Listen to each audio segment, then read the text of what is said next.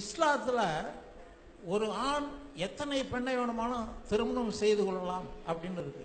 அதே மாதிரி ஒரு பெண் எத்தனை ஆணை வேணுமானும் திருமணம் செய்து கொள்ளலாமா அப்படிங்கிறதுக்கு நீங்க சில இதை சொல்லணும். என்ன கேட்குறாங்கன்னு கேட்டால், இப்போ ஆண்கள் எவ்வளோ திருமணம் வேண்டாலும் பண்ணலாம் அப்படின்னு இஸ்லாத்தில் இருக்கிறது, பெண்கள் எவ்வளோ திருமணம் வேண்டாலும் பண்ணலான்னு இருக்குதான்னு கேட்குறாங்க. இந்த எவ்வளோ திருமணங்கிற பல திருமணம் இருக்கு இல்லையா, அதை பொறுத்த வரைக்கும் இது இஸ்லாத்தின் மேற்று மட்டும் கிடையாது. நம்ம விளங்கிக்கணும் அது என்னங்கிற காரணத்தை விளங்கிக்கிறோம். எல்லா மதத்தினுடைய புனிதர்களும் பல திருமணங்கள் செய்திருக்கிறார்கள், எல்லா மதத்திலையும். இப்போ உதாரணமாக நம்ம இந்து மதத்தை புண்படுத்துவதற்கு தகவலுக்கு தான் இந்து மதத்தை எடுத்துக்கொண்டீர்களே, ஆனால் அவர் முருகன் இருக்கிறாரு, அவர் வள்ளி தெய்வானை இந்த ரெண்டு மனைவி இருந்ததாக நம்ம ஒத்துக்கிட்டு கடவுள் என்று ஒத்துக்கிட்டு இருக்கோம். அவர் கடவுள் என்றும் சொல்லிக் கொள்றோம், ஆனால் அவர் இரு மனைவியோடு அவர் இருந்தார் என்பதை நம்ம சொல்லிக் கொள்றோம். அது மாதிரி கிருஷ்ணர் எடுத்துக்கிட்டே, அவங்க ரெண்டு பேரும் தான் முக்கியமான ஆளுங்க. கிருஷ்ணர் எடுத்துக்கிட்டீங்கன்னா ஒரு பாமா ருக்மணி அப்படின்னு அவங்க ரெண்டு மனைவியோட இருந்தாங்க என்று எல்லாம் சொல்லி, ராதை நிறைய சொல்றாங்க, இப்படிலாம் இருந்ததாகவெல்லாம் சொல்றாங்க. அப்படி இருந்தாங்க என்று சொல்லிக்கொண்டு அவர்கள் நன்மக்கள் என்றும் சொல்லிக் கொள்கிறோம். அப்படி செஞ்சதுனால எப்படி பண்ணிட்டோம், மகா கெட்டவன் நம்ம சொல்ல மாட்டேங்கிறோம். இரு மனைவியோட வாழ்ந்தார் என்று நம்பிக்கொண்டு அவர் தெய்வம் என்று நம்ம நம்புகிறோம். இரு மனைவியோட வாழ்ந்தான் இவரை பற்றி நம்பிக்கொண்டே நம்ம செய்கிறோம். இப்படி எல்லாருமே பெரிய பெரிய மகாராஜாக்கள் தெய்வாம்சம் ராமரை தவிர, ராமர் என்கிற ஒரு கடவுளா இந்துக்கள் கொண்டாடுவதை தவிர மற்ற யாரை எடுத்துக்கொண்டாலும் என்ன செய்யறாங்கன்னு கேட்டா, நிறைய மனைவிமார்கள் இருந்திருக்கிறாங்க அப்படிங்கிற மாதிரி வருது. அப்ப இஸ்லாம் மேற்று மட்டும் இல்லை, அதுக்காக சொல்ல வர்றேன். அது மாதிரி கிறிஸ்துவர்களை எடுத்துக்கிட்டீர்களே, ஆனால் அவங்க நம்பிக்கைப்படி இயேசு கல்யாணமா பண்ணல, அவர் ஒண்ணு கூட பண்ணல, அதை விட்டுருங்க. ஆனால் அதுல பைபிள்ல சொல்லப்படக்கூடிய நல்மக்கள், இவர் தாவீது ராஜாவுடைய வம்சத்துல வந்தவர்னு சொல்லுவாங்க. தாவீது ராஜாவுக்கு எத்தனை மனைவின்னு பைபிள் எடுத்து பாருங்க. அவ்வளவு மனைவியோட அவர் வாழ்ந்திருக்கிறாரு. சாலமோன் அப்படி வாழ்ந்திருக்கிறாரு, ஆபிரகாம் அப்படி வாழ்ந்திருக்கிறாரு. அப்படி எல்லா நன்மக்களை எடுத்து பைபிள் எடுத்து பார்த்தீங்கன்னு சொன்னா அனைவருமே பல மனைவியோட வாழ்ந்தாங்கன்னு தான் இருக்குது. வாழ்ந்ததுனால கெட்டவங்கன்னு சொல்றாங்கன்னா இல்ல, வாழ்ந்த மகாய்க்கவன் அப்படி சொல்ல மாட்டேங்கிறாங்க. அவர் நன்மக்கள், தீர்க்கதரிசிகள், மகான்கள். அப்ப பல மனைவியோட வாழ்ந்ததாக சொல்லப்பட்டு கொண்டு அவர்கள் மகான்கள் என்றும் நம்ம சொல்வோமையானால் அது நம்மளை பாதிக்கலன்னு அர்த்தம். ஒன்று திட்டவாது செய்யணும், அதை மறுக்கிறது செய்யணும். நீங்க கேடு கட்டவங்க விடக்கூடாது அப்படி சொல்ல மாட்டேங்கிறாங்க. அவங்க அந்த கிறிஸ்தவ மக்கள்ல உள்ளவங்க யாரெல்லாம் பலதாரம் பண்ணாங்களோ அதெல்லாம் அவங்க நல்லவங்கன்னு ஒத்துக்கிறாங்க, தீர்க்கதரிசிகள் ஒத்துக்கிறாங்க, நன்மக்கள்னு ஒத்துக்கிறாங்க. இந்துக்கள்ல யாரெல்லாம் அது மாதிரி செஞ்சிருக்காங்க அவங்களையும் திட்ட மாட்டேங்கிறாங்க, அவங்களுக்கு தான் கடவுளுங்கிறாங்க, கும்பிடுறாங்க, எல்லாம் செய்யறாங்க, நன்மக்கள்னு ஒத்துக்கிறாங்கும் போது அப்ப இந்த கான்செப்ட் எல்லாரும் உள்ளத்திலும் இருக்கு. குறை சொல்ற மாதிரி மனநிலை யாருமே இல்லை. முஸ்லீம்களை பொறுத்த வரைக்கும் என்ன செய்வோம்னு கேட்டா, நாம ரெண்டு நிலையை மேற்கொள்ள மாட்டோம், என்ன இருக்க போட்டு உடைச்சிருவோம். இஸ்லாம் என்ன சொல்லுதுன்னு கேட்டா, ஆண்களுக்கு ஒன்றுக்கு மேல 4 வரைக்கும் லிமிட் பண்றதுக்கு அனுமதி இருக்கிறது, பர்மிஷன் கட்டாயம் கிடையாது. அது யாரும் செய்யறதும் கிடையாது.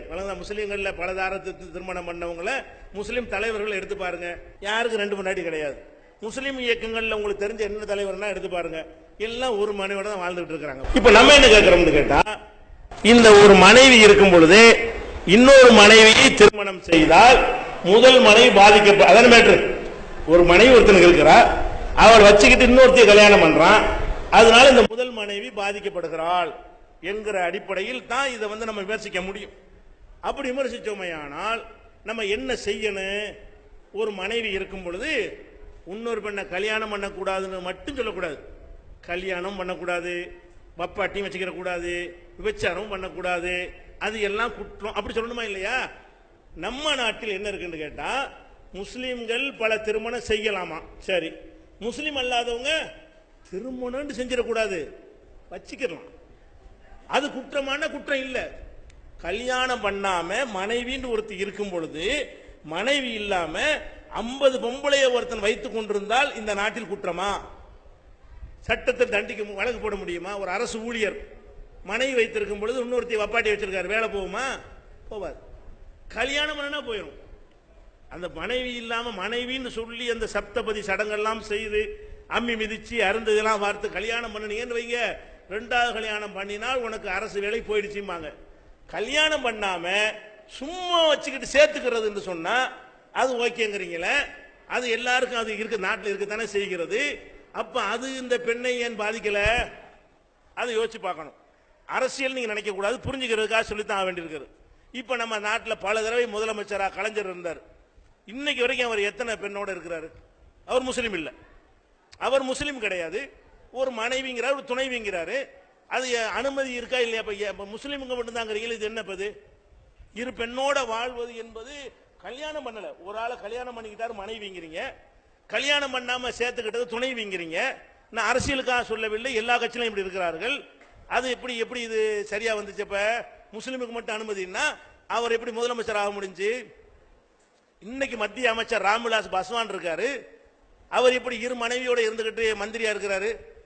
இரு மனைவியோட இருக்கிறாரு, தேர்தலில் போட்டிடுறாரு, எம்பியா தேர்ந்தெடுக்கப்படுறாரு, ஸ்டில் இப்ப வந்து மந்திரியா இருக்காரு.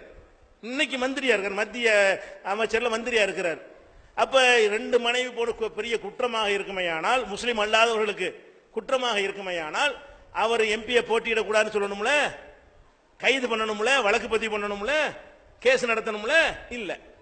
அப்ப என்னன்னு கேட்டா, திருநாவுக்கரசு இருந்தாரு, இருக்காரு, இப்போ இருக்காரு, முந்தைய கப்பல் போக்குவரத்து மந்திரியா இருந்தாரு, பல கட்சி அதிமுக இருந்தாரு, திமுகவுக்கு போனார், அப்புறம் காங்கிரஸ்ல இருக்காருன்னு நினைக்கிறேன். இப்படி பல கட்சியில இருந்தார். அவர் எத்தனை மனைவி? சபாநாயகர் காளிமுத்து இருந்தார், அவர் எத்தனை? பட்டியல் போய்கிட்டு இருங்க அது பாட்டுக்கு. அதாவது ஒரு பல பெண்களோட வாழ்றாங்க. இஸ்லாம் என்ன சொல்லுதுன்னா, அடே இப்படி செய்யறதா இருந்தா பொண்டாட்டின்னு சொல்லிட்டு வாழ். ஒருத்தியோட வாழ்ற ஒருத்தியை தவிர இன்னொருத்திய நீ போறேன்னு சொன்னா அவளோட இன்பம் அனுபவிக்கிறீங்களா? அவளுக்கு மனைவி தானே, மனைவி அந்தஸ்தை கொடு. இதுதான் இஸ்லாம் வித்தியாசம். நீ வந்து போன்னு சொல்லி விரட்டல, எல்லாம் நாலு கல்யாணம் பண்ணுன்னு சொல்லல. ஒரு மனைவியோட வாழ்க்கை நடத்து. அது இல்லாம உன் மனைவி அந்த இல்லறதுக்கு தகுதியற்ற நிலையில இருந்து உனக்கு தேவையாக இருந்து அப்படி போறதா இருந்தா சின்ன வீடு வைக்காத. அப்ப விபச்சாரம் பண்ண, விபச்சாரத்துக்கு தடை இருக்கு அந்த நாட்டில். ஒருத்தன் மனைவியோட இருக்காங்க, போயிட்டு ஒவ்வொரு சிவப்புலகு பகுதியா போய் ஒரு நாளைக்கு ஒரு பொம்பளைட்டு போயிட்டு வர்றான், அது குற்றமானு கேளுங்களேன். இல்லையே, விரும்பி செஞ்ச குற்றம் கிடையாது நம்ம நாட்டில். ஒரு ஆணு பெண்ணு விரும்பி விபச்சாரம் பண்ணா கேஸ் போட முடியாது. அப்ப என்னத்துக்கு பெண்ணு மனைவி தானே பாதிக்கப்படுதுங்கிறீங்க? இப்ப பாதிக்கப்பட மாட்டாள? மனைவின்னு ஒருத்தியை வச்சுட்டு ஒரு நாளைக்கு ஒரு பொம்பளை போய் எய்ட்ஸ் வாங்கிட்டு வந்து இந்த பொம்பளை கொடுக்குறான், அது ஓகே, அதை தடுக்க மாட்டேங்கிறீங்க. பப்பாட்டி வச்சு இன்னும் சொல்ல போனா நீதிமன்றங்கள்ல என் கணவர் நான் இருக்கும் பொழுது இன்னொரு கல்யாணம் பண்ணி விட்டான்னு கேஸ் போடுறாங்க பெண்கள். முதல் கணவனால் இரண்டாம் திருமணம் செய்து கொண்டார் என்று உச்ச நீதிமன்றத்திலும் உயர் நீதிமன்றங்களிலும் கேஸ் கொடுக்கப்பட்டு அதுல தீர்ப்பளிக்கிறாங்க. நீதிபதி என்ன தீர்ப்பளிக்கிறாரு? நீங்க அவர் வாழ்றாரு, கல்யாணம் பண்ணினார் என்பதற்கு சப்தபதி சடங்கு நடந்ததுக்கு ஆதாரத்தை நீ காட்டவில்லை, அதனால் ஒரு மனைவியாக ஆகவில்லை, அவர் குற்றம் செய்யவில்லை தீர்ப்பளிக்கிறாங்க. இந்த சப்தபதி என்ற சடங்கு விட்டாங்களாம். அப்ப கல்யாணம் பண்ணும்போது ரெண்டாவது கல்யாணம் பண்ணிட்டு சப்தபதியை விட்டுட்டீங்கன்னு சொன்னா சட்டப்படி குற்றம் இல்லை. இப்படித்தானே நீதிமன்ற தீர்ப்பு இருக்குது. நீதிமன்றங்கள் பார்வையில் பலதார மனு புஸ்தகம் போட்டிருக்கிறோம் பாருங்க. இஸ்லாம் பெண்கள் உரிமை பறிக்கதான் புஸ்தகம் போட்டு உங்களுக்கு தருவாங்க. அப்ப என்ன பிரச்சனை? அப்ப பலதார மனத்தை பொறுத்து இஸ்லாம் என்ன சொல்லுதுன்னு கேட்டா, ஒரு ஆண் வந்து சில நேரங்களில் சபலப்படக்கூடியவனாக இருக்கிறான். மனைவி வந்து ஒரு குறிப்பிட்ட நேரத்தில் பெண்கள் வந்து அந்த இல்லற இன்பத்தை விரும்பாதவங்க ஆயிடுவாங்க. இவனுக்கு 90 வயசுனாலும் தேவைப்படுறவனா இருப்பான். எல்லாரும் இல்லை, சில பேர் ஆண்களை பொறுத்த வரைக்கும் 90 ஆனாலும் இவனுக்கு அந்த மாதிரி தேவை உள்ளவங்களா இருப்பாங்க. பெண்களை பொறுத்த வரைக்கும் அவங்க ஒரு 45-50 வந்தோன்னா அவங்க புள்ள விட்டு அப்படி வேற மாதிரி போயிடுவாங்க. அந்த ஆசை இருந்தா கூட அந்த மருமகள் எல்லாம் வந்த பிறகு எப்படி அப்படின்னு ஒரு கூச்சப்பட்டு ஒதுங்குவாங்களா? அப்ப இவன் சிலிப்பாகி போயிடுறான். அந்த மாதிரியான சில நிலைமைகள்லாம் இருக்கிறது. சில குடும்பங்களில் ஒருத்தன் தேவைப்பட்டு போறான். அப்படி பண்ண இஸ்லாம் என்ன சொல்லுதுன்னா, ஓப்பன் டிக்ளேர் பண்ணி பண்ணும். அப்போ குறைஞ்சிரும். கல்யாணம் பண்ணித்தான் நீ வாழணும்னு சொன்னீங்கன்னா 1000 பேர்ட்ட போக மாட்டான். அப்படியே கல்யாணம் பண்ண சுமக்கணும், சொத்துல பங்கு கொடுக்கணும், அந்த பிள்ளைய நம்ம பிள்ளைய ஆக்கணும், அம்மாடி இது வேணாம். கல்யாணம் பண்ணாம எப்படி வேணாலும் போய்க்கலாம்னு சொன்னா எப்படி வேணாலும் போய்க்கிறோம், லிமிட் கிடையாது, சுமக்க வேண்டியது இல்லை, போகும்போது காசு கொடுத்து வந்துட வேண்டியது. இந்த மாதிரியான ஒரு அடிப்படையில் இருக்கும் பொழுது எது நல்லது? இன்னும் சொல்ல போனா பாருங்களேன், ஒருத்தன் சின்ன வீடு வச்சுட்டான். சின்ன வீடு வச்சுட்டு ஒரு கோர்ட்ல வர்ற கேஸ பாருங்க. முஸ்லிம்களுக்கு பலதாரமானம் இருக்குது, முஸ்லீம் அல்லாதவங்களுக்கு பலதாரமானம் இல்லை, இது என்ன நியாயம் அப்படின்னு கேட்கறாங்கல்ல. ஒரு சுப்ரீம் கோர்ட்டுடைய தீர்ப்பை பாருங்க. என்ன தீர்ப்புன்னா, ஒருத்தன் ஒரு கல்யாணம் பண்ணிக்கிட்டான். முதல் மனைவி பட்டிக்காடு, ரெண்டாவது மனைவி படிச்சவ, ஆனா முறைப்படி கல்யாணம் பண்ணிக்கல, சின்ன வீடு செட்டப். இவன் செத்து போயிட்டான். செத்து போனவன அரசு வேலை கொடுக்கணும் கேட்கறாங்க. அரசு வேலை பட்டிக்காடு கிடைக்காது, படிச்சாதான் கிடைக்கும். இவ ரெண்டாவது வப்பாட்டி இருக்காள்ல, அவ படிச்சிருக்கிறா, அவ எனக்கு அந்த வேலையை தரணும்னு கேஸ் போடுறான். கோர்ட்டு சொல்லுது கொடுக்கலாம், சின்ன வீடா இருந்தா கொடுக்கலாம், அவர் மனைவி தானங்குது. அப்ப உனக்கு தானே இருக்கு, எங்களை பண்ணி சொல்றீங்க இல்லன்னு சொல்லணும். கோர்ட்ல சொல்லணும், ரெண்டாவது கிடையவே கிடையாதுன்னு சொல்லணும். ரெண்டாவது பொண்டாட்டி சின்ன வீடு செட்டப்னு தெரியுது, செட்டப்பா இருந்தாலும் அந்த புருஷனுடைய கருணை அடிப்படையில் கொடுக்கிற வேலையை இந்த ரெண்டாவது செட்டப் கொடுன்னு சொல்லுது கோர்ட்டு. அப்ப மனைவி தானே சொல்லுது கோர்ட்டு. அதாவது வப்பாட்டியை வச்சுக்கிட்டாலும் மனைவின்னு சொல்லுது இல்லைங்க. அப்ப என்ன இஸ்லாத்துல எப்படி இது கேள்வி கேட்பீங்க? அது மாத்திரம் இல்லாம நம்ம நாட்டில் தேசிய மகளிர் கமிஷன் வச்சிருக்கிறாங்க. பெண்கள் உரிமைக்குன்னே பாடுபடுற கமிஷன், அரசாங்கத்தால் நியமிக்கப்பட்ட பவர்ஃபுல்லான அதிகாரம் உள்ள ஒரு கமிஷன். பெண்களுக்கு ஏதாவது பஞ்சாயத்துனா ரோட்ல இறங்கி போராடவும் செய்வாங்க, போலீஸ் ஸ்டேஷன்ல கூப்பிட விட்டு விசாரிப்பாங்க, கேஸ் போடுற அளவுக்கு உள்ள கமிஷன், பவர்ஃபுல்லான கமிஷன். அவங்க இப்ப அறிக்கை கொடுத்திருக்கிறாங்க, ஆண்கள் மனைவி அல்லாத பெண்களை செட்டப் செய்து கொண்டு அவங்களை தெருவில் விட்டு விடுகிறார்கள், அவங்களுக்கு மனைவியுடைய உரிமை கொடுக்க வேண்டும். அதுதான நாங்கள் சொல்றோம். நீ இப்ப கமிஷன்ல இப்ப அறிக்கை பரிந்துரை கொடுத்துரு. எப்படி சின்ன வீடு வப்பாட்டி எல்லாம் வச்சுக்கிறான, வப்பாட்டி எல்லாம் பொண்டாட்டி ஆக்கு. யாரு கேட்கிறா? மகளிர் கமிஷன், தேசிய மகளிர் கமிஷன் கேக்குது. அப்ப என்ன அர்த்தம்? இன்னொரு பெண்ணோட சந்தோஷமா அனுபவித்தால் பொண்டாட்டின்னு சொல்லிட்டு அனுபவி, நீ பாட்டு போற போக்கில் செஞ்சா என்ன அர்த்தம் அதுக்கு அப்படின்னு சொல்லி தேசிய மகளிர் கமிஷன் சொல்றதை பார்க்கிறோம். அந்த மாதிரி ஒரு ஆண்கள் அப்படி தவறா போவார்களே ஆனால், நீ ஊர் ஊரா போய் விசாரம் பண்ணி தெரியாதப்பா, நீ ரெண்டு சின்ன வீடு பண்ணி அந்த பெண்ணை தெருவில் விட்டுறாதப்பா, கல்யாணம் பண்ணி கேங்கிறோம். இது ஒரு விஷயம். இப்ப ஐயா கேட்கிற கேள்வி என்னன்னா, பொம்பளைக்கு எப்படி கொடுத்தா என்ன மேட்டர்? என்னது? ஆம்பளைக்கு நிறைய கொடுக்குற மாதிரி பொம்பளைக்கு அந்த மாதிரி 4-5 மாப்பிள்ளைய கட்டிக்கிட்டா என்னன்னு கேட்கறாங்க. அதுல என்னங்கிறது சிந்திச்சு பார்த்தா உங்களுக்கு விளங்கும். ஒரு ஆம்பளைக்கு 4 பொண்டாட்டி, 4 பொண்டாட்டியோடையும் வாழ்க்கை நடத்தலாம். 4 பேரும் பிள்ளை பெறாங்க. 4 பிள்ளைக்கு யார் அப்பன்? இவன் தான் அப்பன். 4 பிள்ளைக்கு அம்மா யாரு? இந்த 4 பேரையும் காட்டிடலாம்.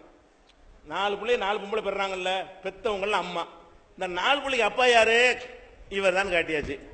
சரி, ஒரு பொம்பளைக்கு 4 புருஷன், ஒரு பிள்ளை பெத்துட்டா. யாருக்கு உள்ள பிள்ளை? அம்மா அவரு தெரிஞ்சு போச்சு. இப்ப அப்ப யாரு? நான் தான் அப்பன்னு 4 பேர் வந்தாலும் கொலை வெட்டு குத்தாயிரும். 4 பேருமே ஏன் இது இல்லைன்ட்டான்னு வைங்க, புள்ள சந்தில நிற்கும். ஒரு புள்ள பெத்தாச்சு, இந்த புள்ள யாருங்கிறது வாரிசு உரிமை இருக்கு, சொத்துரிமை இருக்கு, பல விஷயங்கள் இருக்கிறது. ஏன் புள்ளன்னு 4 பேரும் சொந்தம் கொண்டான்னு அர்த்தம் கொடுக்க முடியும்? அப்ப 4 பேருமே சேர்ந்துக்கிட்டு எனக்கு தான் எனக்கு வேணான்ட்டானே என்ன வருது, இது ஏன் புள்ள கிடையாதுன்ட்டானே என்ன செய்யறது? பொம்பளை சுமக்க முடியுமா? அப்ப உடல் ரீதியான ஒரு விஷயம் இருக்கு, உடல் ரீதியான வித்தியாசம் இருக்குது. வித்தியாசம் உள்ளதுல நம்ம ஒத்துக்கணும். ஆணு பெண்ணு பல விஷயங்கள சமமா இருந்தாலும் எதில் நம்ம இயற்கையாக டிஃபரெண்டா இருக்கிறோமோ அந்த டிஃபரெண்டை ஒத்துக்கொள்ள வேண்டும். இன்னொன்னு சொல்ல போனால், இப்ப தாம்பத்தியம் நடத்துறீங்க, ஒரு ஆண் பெண்ணு விருப்பமே இல்லை, அவளுக்கு எந்த நாட்டமும் இல்லை. ஒரு ஆண் மனைவியோட அவனுக்கு சந்தோஷமா இருந்துட முடியும், அவனுடைய ஒத்துழைப்பு முழுசா இல்லாட்டா கூட அவனுக்கு இருந்துட முடியும். ஒரு ஆணுக்கு விருப்பமே இல்லை, பொம்பளை ஆசைப்படுறான், என்ன நடக்கும்? ஒண்ணும் முடியாது. ஆண் அந்த இல்லற வாழ்க்கையை தீர்மானிக்கிற பவர் ஆம்பளை இருக்கு. இயற்கையாக ஆண்களுக்கு அந்த கிளர்ச்சி அடைந்தால் மட்டும்தான் அவங்களுக்கு தாம்பத்தியில் ஈடுபட முடியும்.